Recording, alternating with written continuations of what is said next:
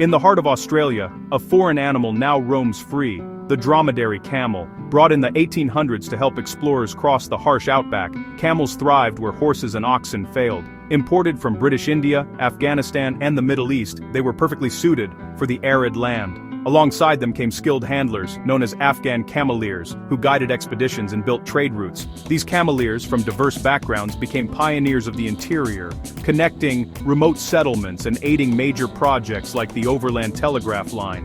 Their partnership with camels transformed the outback, establishing vital networks and relationships with Aboriginal communities. The legacy of these cameleers endures. Australia's famous train, the Gone, is named in their honor. The arrival of camels and their handlers changed the course of Australian history. The 20th century brought trucks and trains, making camels obsolete almost overnight. No longer needed, thousands of camels were released into the wild, expected to perish in the harsh desert. Instead, they thrived.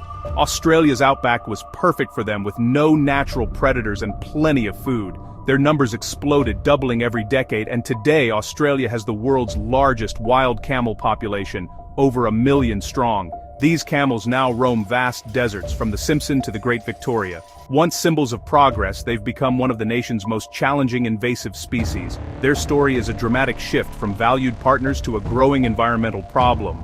The consequences of their release are still felt across the continent. Feral camels have had a devastating impact on Australia's fragile environment. They consume huge amounts of vegetation, stripping land bare and causing erosion. Their relentless search for water leads them to destroy fences, pipes, and tanks, costing millions in damages.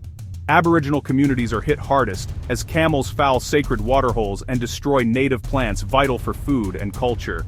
The crisis peaked during the Millennium Drought, when thousands of desperate camels overran the town of Docker River.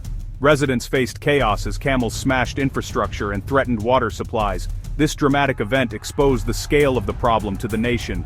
It became clear that urgent action was needed to control the exploding population. The camel invasion had become a national emergency. In response, the government launched a massive culling program, removing over 160,000 camels by 2013. Aerial culling was effective but controversial, sparking fierce debate over animal welfare and environmental protection. Emergency culls continue during droughts and bushfires to protect remote communities. Meanwhile, new industries are emerging. Camel meat is exported, and camel milk is gaining popularity. These commercial efforts offer hope, but capturing wild camels in remote areas remains a huge challenge. The population is difficult to control, and culling alone isn't a long-term solution. Australia's camel dilemma persists, demanding a balance between environment, community, and commerce. The future depends on finding sustainable ways to manage these remarkable, yet destructive ships of the desert.